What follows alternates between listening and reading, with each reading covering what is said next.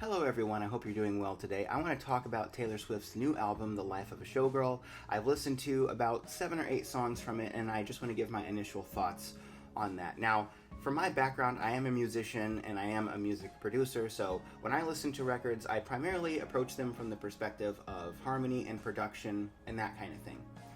And for some background on my knowledge and appreciation of Taylor Swift, I don't usually listen to Taylor Swift as like my default kind of music, but I do appreciate quite a few of her songs. Last year, of course, we had the Tortured Poets Department coming out, and Fortnite is not only one of my favorite Taylor Swift songs that came out last year, it's just one of my favorite songs last year.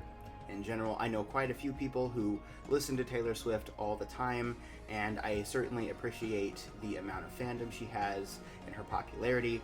But like I said, I don't typically listen to her music just all the time. So I'm not a super fan, but by no means am I a person who doesn't like Taylor Swift or something like that. I just kind of have a medium amount of appreciation for her.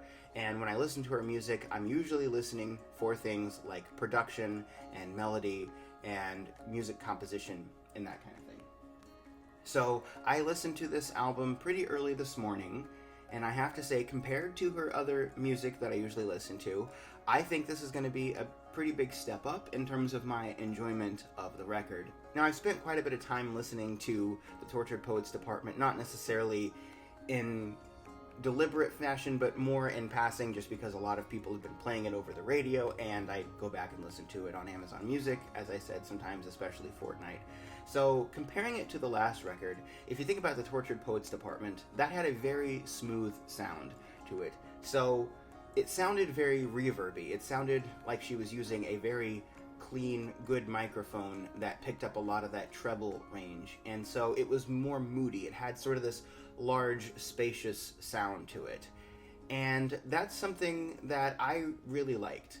And it's not typically the kind of thing I would listen to, but it has more of a dreamy sound. And Fortnite being one of my favorite songs from the record, you can listen to that song for a very good example of that. But I'm also a person who highly favors melody and harmony, as I said. And one of my criticisms of the Tortured Poets Department was it didn't include a ton of harmony with it. And it also falls into the rut that a lot of modern pop music writing falls into, which is getting sort of stuck on the second note of the scale. If you think about playing on the 7-note major scale, a lot of artists, when they write music, it will get stuck sort of in the second note. And that's not just a Taylor Swift thing, that's kind of a modern pop thing. And it's not wrong, it's not bad, it's just something I don't really like all that much. And there's a couple of songs from the Taylor Swift category that can be pretty good examples of that. Down Bad is a really good example of that, and so is the song Karma. But that's just something that's a personal thing. That's something I was looking for going into this. So this new record, as I said, I think is going to be a big improvement in terms of my overall enjoyment, because the melodies, I think, are a huge improvement. So I like when artists write songs and the melodies are going all up and down the scale, and they're having a lot of harmony tracks in there to complement that melody, and I think she does a really good job with that in this one too. So if you listen to I don't remember the name of the specific song. I'm going to talk about some of the specific songs in a second. Spoiler alert, I think Opalite's going to be the hit of this album, but there's one song on the record, it might even be Opalite, where she builds this 7 chord. Kind of like if you listen to the song Twist and Shout by the Beatles, they build this chord where they all say ah, and they kind of build this big grandiose chord before they go back to the main chorus. And Taylor Swift very much does that on one of her songs, and I enjoy it. It's really fun. It's fun to hear 4 Taylor Swifts singing the same chord at the same time. That's really fun. Now, if you listen to the song Opalite, that is one where I think it would have been really easy to make the melody very repetitive.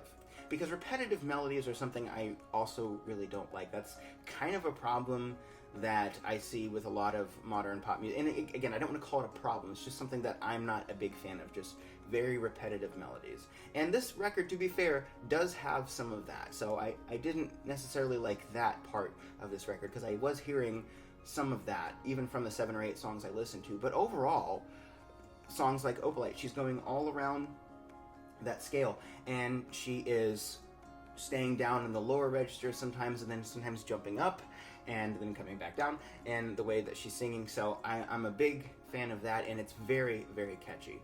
she's also changed up her chord progression. So if you listen to the song Ruining a Friendship, that song uses the Mixolydian scale. As I said, I'm a musician. If you look through the catalog on this channel, quite a bit of my music uses the Mixolydian scale because I just really like it. Hey, editing me here, I also wanted to mention that the song Ruining a Friendship does tackle a very serious subject, and if you ever do find yourself dealing with that, please know that you're not alone, and please do call someone who can help. I will be dropping a number to a hotline down in the description. Thanks. And then there's the song Actually Romantic, which uses a sort of different pop chord progression that some songs have used, but it's different from just the major scale because it changes one of the notes in the scale when it goes to the third chord, and I do enjoy that. There's a couple songs over the last couple years that have done that, but that's pretty enjoyable to me. And overall, this album just has a much more raw sound. I think it sounds more like a musician is just playing music for you, and I think that her melodies seem to have a lot more love put into them. And maybe it's not that she had less love for her melodies before, by the way. Maybe it's just that she just wanted to change it up a little bit. But yeah, it's still very much a Taylor Swift album. She's going to do some of those things that kind of mark her style. She's going to have a lot of that second note in there, and she's going to have some of her very catchy melodies where she's kind of singing the same few notes over and over again. So, like, that's something that's just part of her sound, and I very much do not mind that. It's just some of those songs that do that more, I'm probably not going to be listening to those songs as much because that's just not typically my style, but there are other songs on the record, and I'm excited to listen to the rest of them. And I have to apologize a little bit for the nature of this video because I've gone over this and I haven't necessarily gone over all of the songs on the record, just because I haven't had a chance to listen to all of them. And I did want to kind of experiment with getting this video out earlier, but you know, this is YouTube. I wanted to kind of see if I could get something that's a little bit more popular that is a component of it. But I still think it's cool to come on and record my initial thoughts after hearing just the beginning of the album.